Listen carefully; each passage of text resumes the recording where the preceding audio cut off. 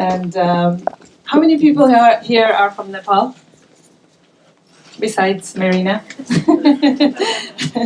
None.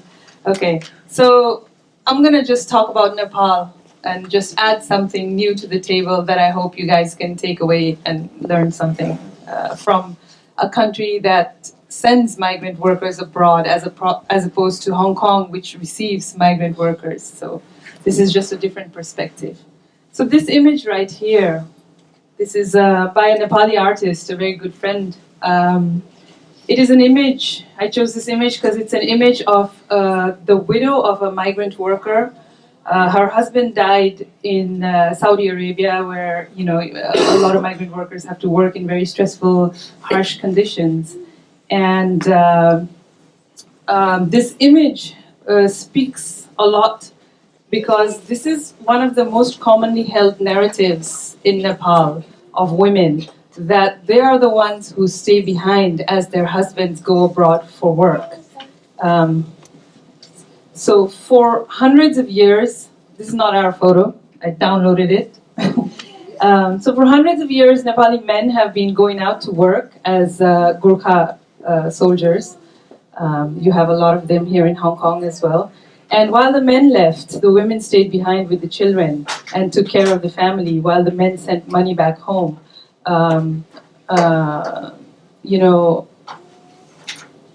forgot to add the name of the image you saw in the beginning. That was part of a collection, an exhibition. And the name of the collection was I Have to Feed Myself, My Family, and My Country.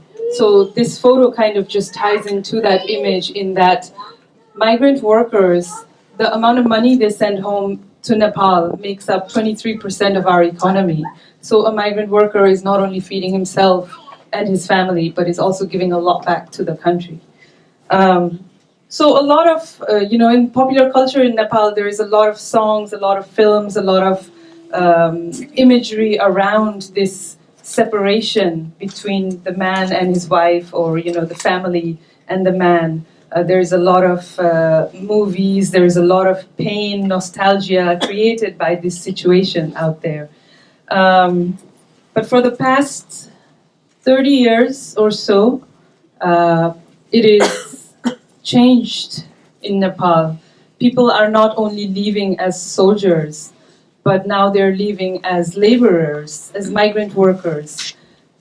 And for the past 20 years, it is now women who are joining the labor force that go abroad to work.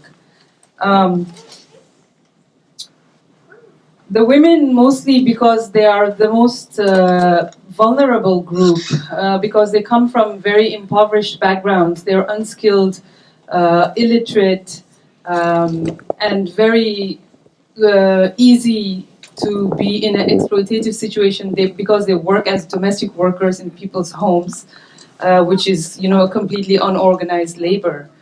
Men are more visible, they work outside, but women are all locked up inside. So we didn't really know what was happening for a while. And so after women started leaving to go abroad, stories started coming back of exploitation, of abuse. Women started returning back physically and mentally abused. And so, civil society in Nepal started kind of putting a lot of pressure on the Nepali government to do something about this situation. A lot of our women are coming back in a terrible state. Let's do something about it. And the government's answer to that was to kind of put a blanket ban on migration. So women only above a certain age could migrate as domestic workers. Under that age, they couldn't. And this was not really the solution, This just gave birth to illegal ways of going out there to make money. And eventually they had to lift that ban. But these two narratives were basically the dominant narrative that exists in Nepal about women migrants. The one who stays behind while her husband goes to work, or the one who goes abroad to work herself and then is heavily abused or exploited. And we knew that there was more out there, that these were not the only two narratives. I lived abroad for almost 15 years, and this subject of migration and this feeling of impermanence you have as a migrant really fascinated me, and I based a lot of my work around that. You know, I met Vivian 10 years ago now, 11 years ago now, in Amsterdam, and we started, the first project we did was with women migrant workers. They were, no, not migrant workers, they were asylum seekers. And then we continued on working with sex workers, migrant workers, you know, all kinds of different groups of women with second generation, third generation migrant children.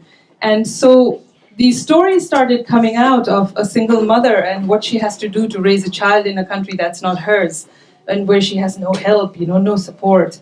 The story of a sex worker who sends all her money back home so people back home have a house to live in, while she has nothing at all. She keeps nothing for herself. You know, a story of a second generation young girl who's really battling with her identity about who she is, you know, where does she fit in, these stories. So kind of having these in my head, these narratives in my head, we started working with, we can go next. Oh, sorry, we can continue. I was supposed to tell you to move. Yeah, go on. Okay. Okay, maybe I'll talk about the images now and then I'll tell you where to stop. You want to come back? So this image was in our workshop with returning migrant workers in Nepal. They wanted to reenact a situation of abuse, you know, of being beat by the people that they worked for. So they chose to do it via a shadow. This image was also by the returning migrant group in Nepal, of, you know, the skills they have to learn so they can go abroad and work. This is the image of a girl coming back from living abroad.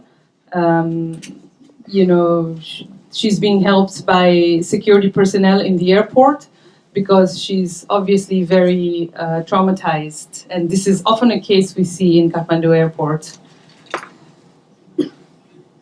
So this was supposed to be the image as I talked about us in Amsterdam. Go on.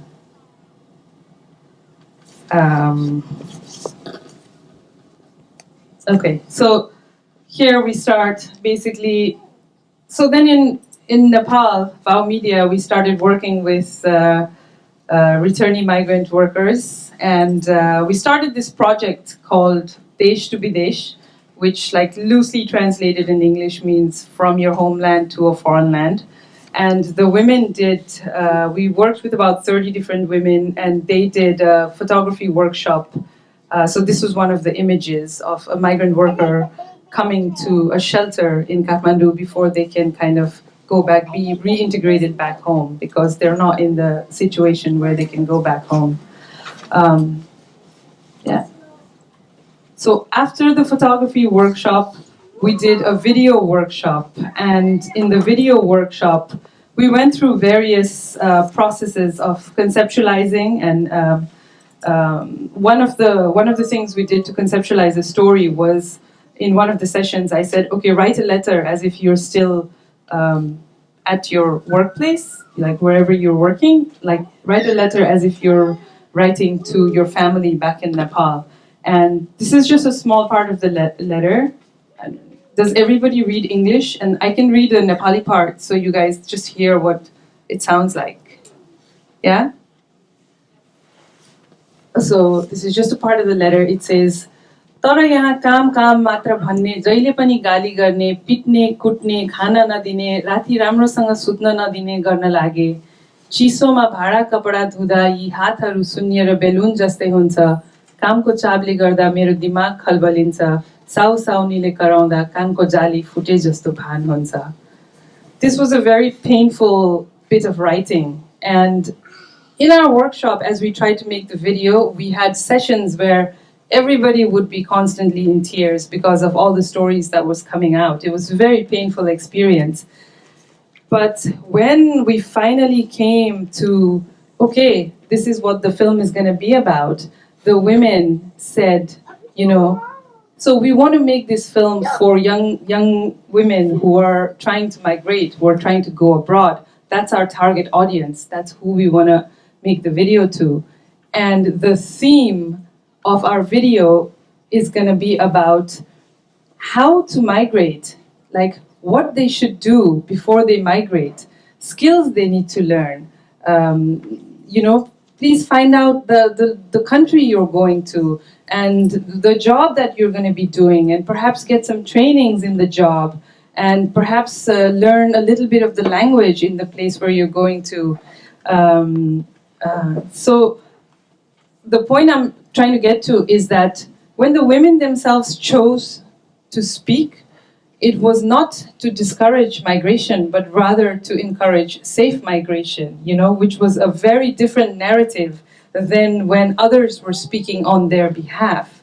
The women didn't say, don't go abroad, it's hard work and it's very, all these terrible things will happen to you. But it was like, learn a few things, become a stronger person and then go abroad. Don't do it as a desperate act of wanting to get some work.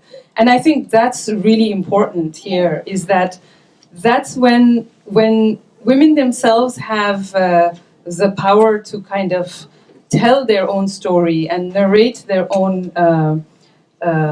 issues, then migration becomes an empowering act and not like a victimizing act. And that's basically what I wanted to say.